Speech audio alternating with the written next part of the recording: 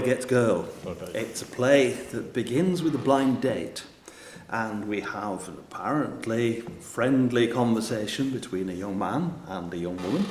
She is a very strong professional woman. She's a journalist by trade, working for a magazine. And after a period without any kind of relationship, she meets a boy in what is set up as a blind date for her. And it goes reasonably well, so she agrees to meet him again. But at that point, she decides that her professional life is taking all her time and she can't afford to have a relationship, and so ends that relationship. Or so she thinks, because what happens then is that she receives telephone calls, she receives flowers, which become very, very regular, but she doesn't like that very much. And when she makes it clear that she doesn't really like it, the contact becomes rather more threatening. And I'm not going to say too much about how threatening that becomes, but suffice it to say that her life, her professional life, her personal life is completely changed by what's happening to her, and changed in a very adverse way, to the point where all her relationships, not merely the one with the young man that we're talking about, but with her colleagues, with her friends, become almost adulterated. Nothing is as it was, to the point that her life is literally turned upside down, and as she knows it, ends. It is an intense play.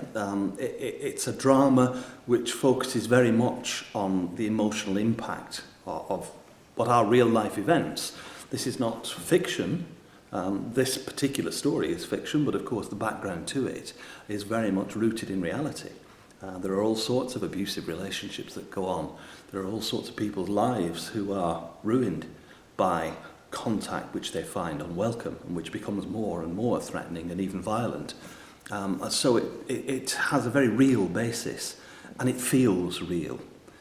It's set in New York, so the setting is different from where we are, but of course this kind of behaviour can happen anywhere and to anyone. So the setting is really incidental, but it's very much rooted in reality. When we chose Boy Gets Girl to be part of the 2014-15 season, it was very much the play that I wanted to direct. I sort of seized the opportunity to stake a claim to direct it. And that was because of its intensity.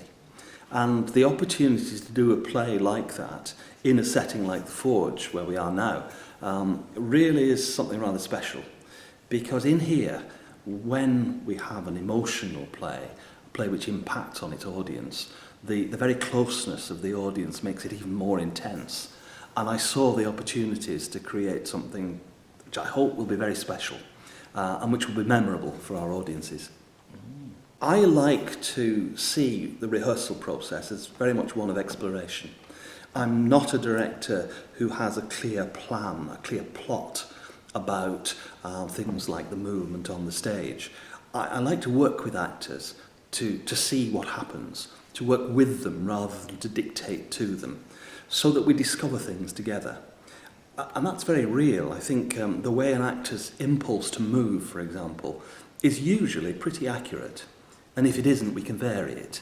An actor's thoughts about what their character is saying or doing is usually very well rooted. And I like to use that and discover it and build on it. And if we work together in that way, I think we come up with a far more spontaneous and really vital piece of theatre.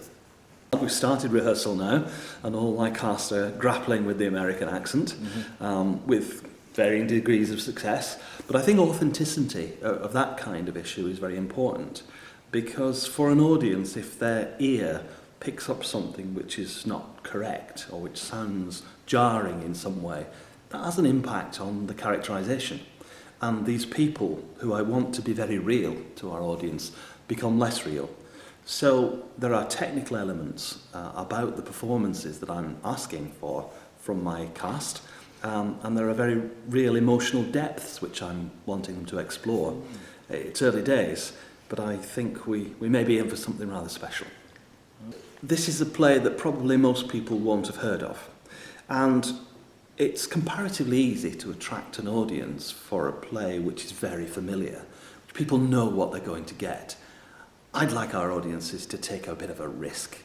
It's a play you don't know by an author, Rebecca Gilman, who you may well have not heard. But take that chance.